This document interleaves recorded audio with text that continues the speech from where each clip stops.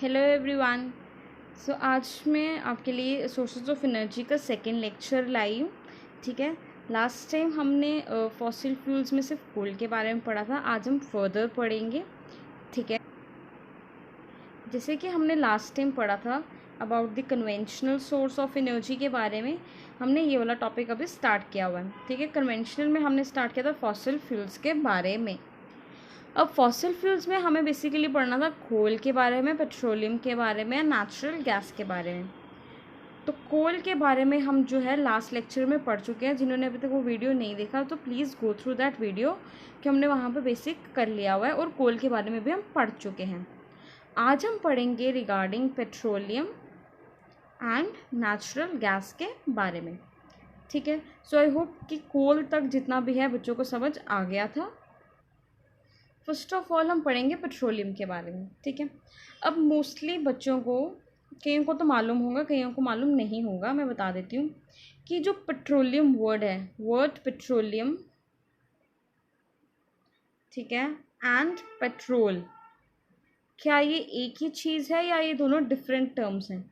ठीक है, the term petroleum and term petrol, are these words same or different? मैं आपको बता दूं कि ये जो हैं डिफरेंट टर्म्स हैं। पेट्रोलियम डिफरेंट चीज़ है, पेट्रोल जो है डिफरेंट चीज़ है। ठीक है, जब हम पेट्रोलियम की रिफाइनिंग करते हैं, ठीक है, जब हम पेट्रोलियम की रिफाइनिंग करते हैं तो उसमें से बहुत सारे हमें क्या मिलते हैं, प्रोडक्ट्स मिलते हैं। ठीक है, जैसे कि हमें उधर से डीजल मिलता है, केरोसिन मिलता है, ठीक है, पेट्रोलियम गैस मिलती है। उसी तरह से जब हम पेट्रोलियम को रिफाइन करते हैं तो पेट्रोल हमें क्या मिलता है, एज ए बाय प्रोडक्ट। ठीक है, तो याद रखना, पेट्रोलियम को रिफाइन करने से हमें क्या मिलता है, पेट्रोल मिलता है। और ये दोनों टर्म्स सेम नहीं है। Petroleum is a different thing and petrol is different thing. ठीक है, तो ये था आपको थोड़ा बेसिक बताने के लिए, क्योंकि मोस्टली बच्चों को इसमें कन्फ्यूजन होता है। So petroleum and petrol are two different things. अभी हम पहले पढ़ेंगे पेट्रोलियम के बारे में।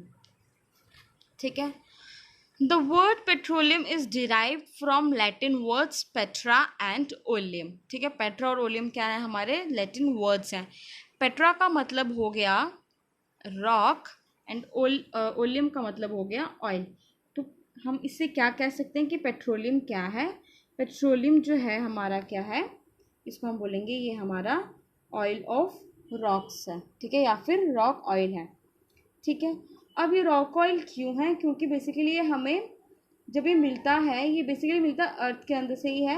बट कहाँ से मिलता है? ये हमें मिलता है सेडिमेंट्री रॉक्स के अंदर से। पेट्रोलियम हमें मिलता है सेडिमेंट्री रॉक्स के अंदर। ठीक है, तो इसको हम क्या बोलते हैं, ऑयल ऑफ रॉक्स। ठीक है, अगर मैं बात करूँ इसका अनदर नेम, तो इसका अनदर नेम होता है हमारा ब्लैक गोल्ड। क्यों? क्योंकि जो पेट्रोलियम होता है ये ब्लैकिश इन कलर होता है।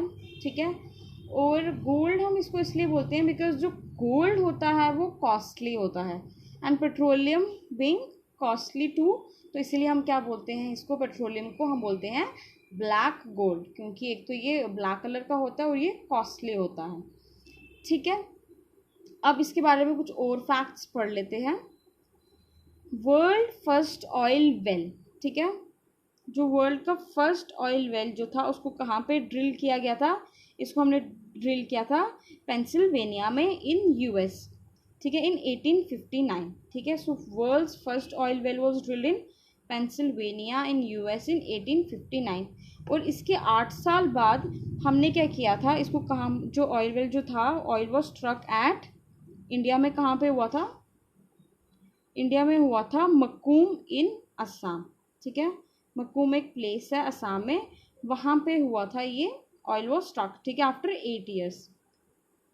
ठीक है, अगर हम इंडिया की बात करें तो इंडिया में ये कहाँ कहाँ पाया जाता है? In India oil is found in Assam, Gujarat, Mumbai high and in the river basins of Krishna and Godavari.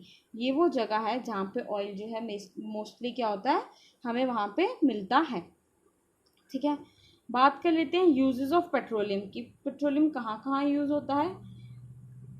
एक तो ये यूज़ होता है as a lubricant for machinery. Machinery में एज अ लुब्रिकेंट की तरह हम यूज़ करते हैं। ठीक है, फिर हम इसको यूज़ करते हैं for use making this gasoline and other products, ठीक है।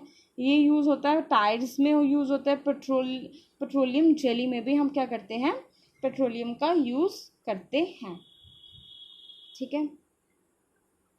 नाउ हम देखेंगे petroleum is formed from the dead remains of organism living in the sea. जैसे हमने कोल का देखा था वो कैसे बनते हैं, from the dead remains of plants. ये किससे बनते हैं, dead remains of organisms living in the sea. जो भी सी में लिविंग ऑर्गेनिजम्स रह रहे होते हैं उनकी हेल्प से, उनकी जब वो हो जाता है, उनके डेड रिमेन्स, उससे क्या होता है, ये जो पेट्रोलियम है बनता है, ठीक है। So petroleum is form from the dead organisms, dead remains of the organisms living in the sea. So जो भी सी में हमारे लिविंग ऑर्गेनिजम्स होते हैं उनके डेड रिमेन से क्या बनता है, पेट्रोलियम बनता है, ठीक है। एज दिस ऑर्गेनिज्म डाइड, तो क्या होता है, their body settle at the bottom of the sea, ठीक है। कुछ समय के बाद इनकी बॉडीज़ क्या होती हैं, इस पे कुछ टाइम के बाद जब वो मर जाते हैं तो उनकी बॉडीज़ क्या होती है, सेटल हो जाती है at the bottom of the sea and got covered with the layer of sand and clay. इनकी बॉडी क्या होती है, क्या होता है, आफ्टर सम टाइम इसका क्या होता है, इनकी जो बॉडी होती है got covered with the layer of sand and clay, ठीक है।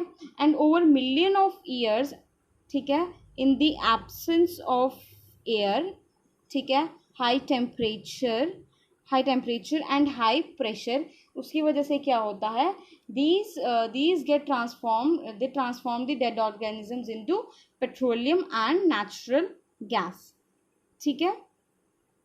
ये इस तरह से मैंने कुछ बनाया हुआ है, ठीक है। बेसिकली होता क्या है, जो ऑर्गेनिज्म जो होते हैं जब ये मर जाते हैं तो ये सेटल डाउन हो जाते हैं at the bottom of the sea. कुछ देर के बाद यहाँ पे इसके ऊपर लेयर हो जाती, डिपॉजिट हो जाती है सैंड और क्ले की, ठीक है। So after some time, under high temperature, under high pressure and in the absence of air, these got transformed into किसमें, पेट्रोलियम एंड नेचुरल गैस। याद रखना petroleum and natural gas simultaneously बनते हैं। जहाँ पे भी नेचुरल गैस प्रेजेंट होगी, याद रखना पेट्रोलियम भी वहीं पे कहीं होता है।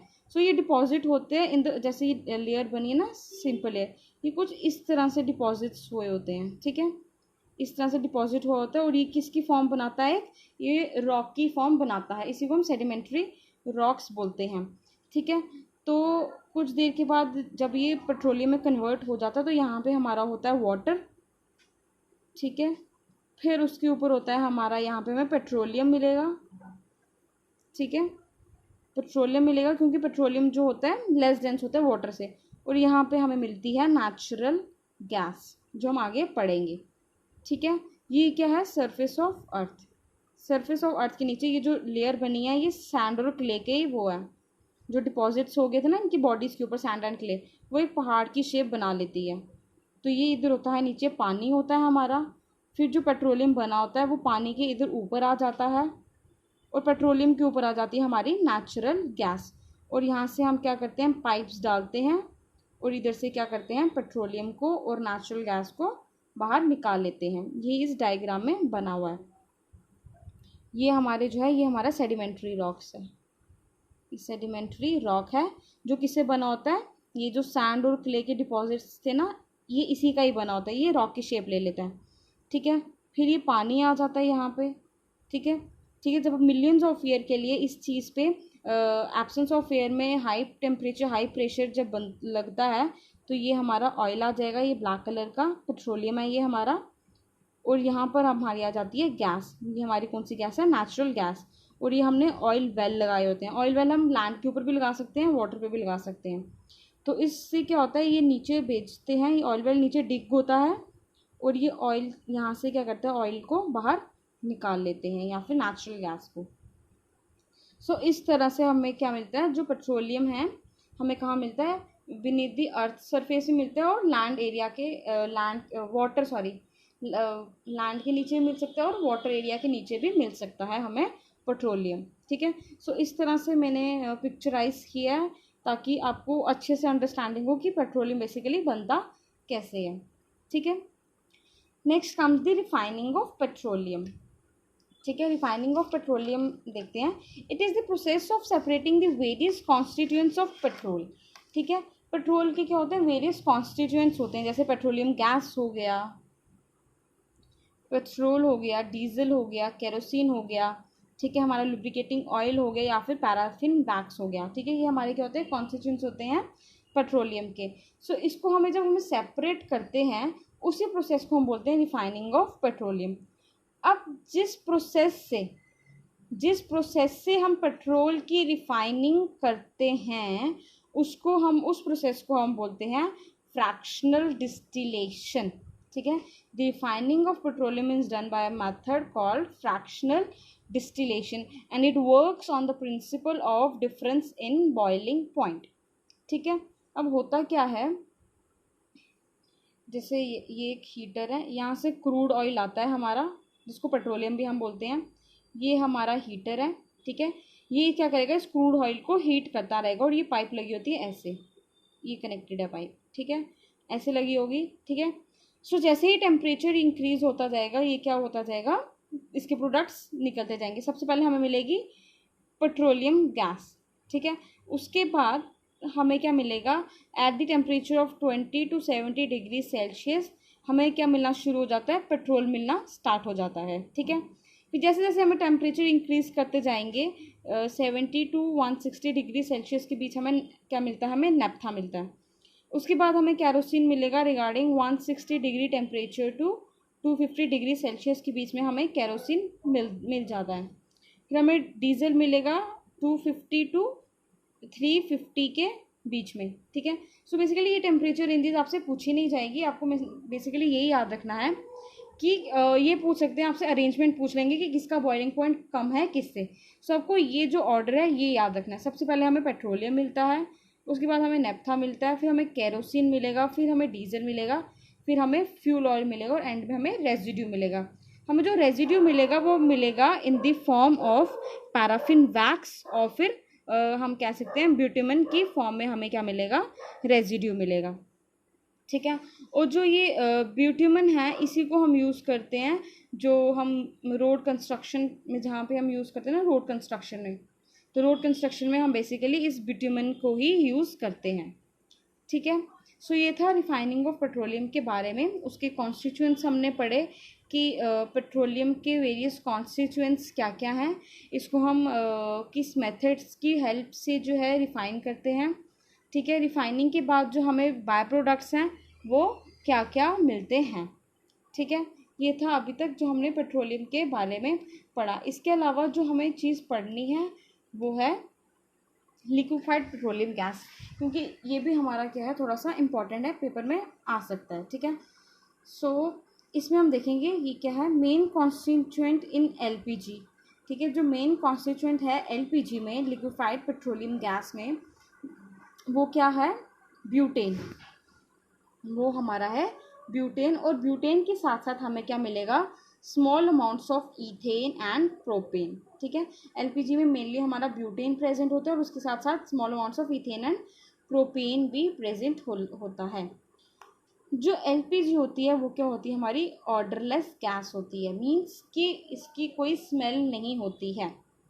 अब जो क्वेश्चन है कि अगर एलपीजी में कोई स्मेल नहीं होती है, तो जो हमने एलपीजी सिलेंडर्स रखे हैं घर पे, जब वो लीक होते हैं तो उसकी स्मेल कैसे आती है, क्योंकि ये तो ऑर्डरलेस गैस है, तो उसकी स्मेल जो है वो बेसिकली आती है किसकी वजह, उसकी स्मेल आती है किसकी वजह से, एक सबस्टांस है जिसको हम बोलते हैं इथाइल मरकैप्टेन। अब होता क्या है, जो हमारा एलपीजी होता है, एक तो ये ऑर्डरलेस होता है, ये एक तो ऑर्डरलेस गैस होता है, और ये क्या होता है, हाईली फ्लेमेबल है। अब खुद सोचो, जो हमारे घर के गैस सिलेंडर्स हैं, एक तो ये गैस है ऑर्डरलेस गैस है, हाँ, जब ये लीक होएगी तो हमें इसकी स्मेल नहीं आएगी, ऊपर से ये हाईली फ्लेमेबल।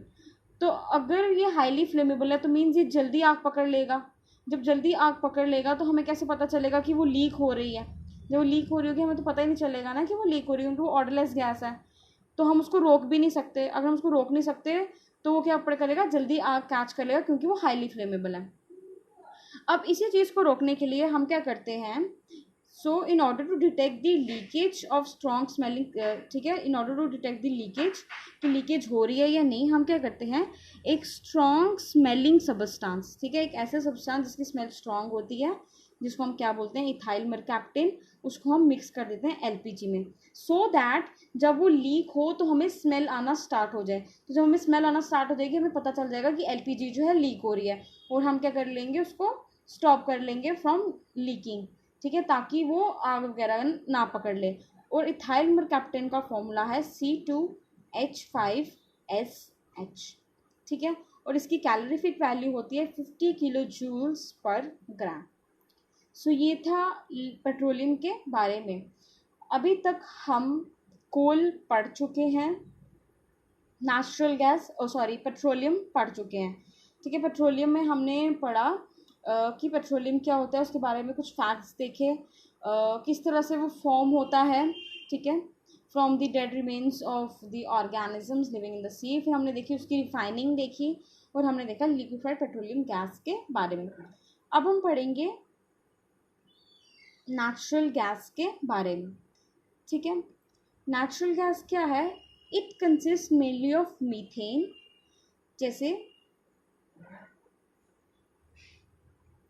हमने देखा था एलपीजी में, उसमें था मेन कॉन्स्टिट्यूएंट क्या था, ब्यूटेन। नेचुरल गैस में मेन कॉन्स्टिट्यूएंट क्या है, मीथेन, ठीक है, जिसका फॉर्मूला है CH4, मीथेन का। So it mainly consist of methane and small amounts of ethane and propane, ठीक है। It is formed under the earth by decomposition of vegetable matter lying under water. So याद रखना, जब भी natural gas form होती है वो कैसे फॉर्म होती है, पेट्रोलियम के साथ। ये मैंने आपको पीछे ही पिक्चर्स के साथ क्लियर कर दिया था। जब पेट्रोलियम फॉर्म होता है तो नेचुरल गैस भी हमें वहाँ मिलती है। सबसे पहले जब ये ग्राउंड को डिग कर रहे होते हैं ना, तो हमें सबसे पहले नेचुरल गैस मिलती है, हमें पता चलता है कि नेचुरल गैस है। तो जब नेचुरल गैस है तो ये ऑब्वियस हो जाता है कि अगर नेचुरल गैस है तो पेट्रोलियम भी, अगर हम और नीचे डिग करेंगे तो हमें पेट्रोलियम भी मिलेगा। बट समटाइम्स क्या होता है कि हमें नेचुरल गैस नहीं मिलती है, क्योंकि कोई लीकेज वगैरह होता है या जिसकी वजह से हमें नेचुरल गैस नहीं मिलती। बट ये याद रखना, ये दोनों जो बनते हैं ये साथ साथ में ही बनते हैं, ठीक है। नेक्स्ट है इसमें, this decomposition is carried out by anaerobic bacteria. Anaerobic bacteria की वजह से ये डिकम्पोजिशन होती है। मीन्स इसका कहने का क्या मतलब है कि यहाँ पे जो डिकम्पोजिशन हो रही है वो क्या हो रही है, in the absence of air हो रही है, ठीक है।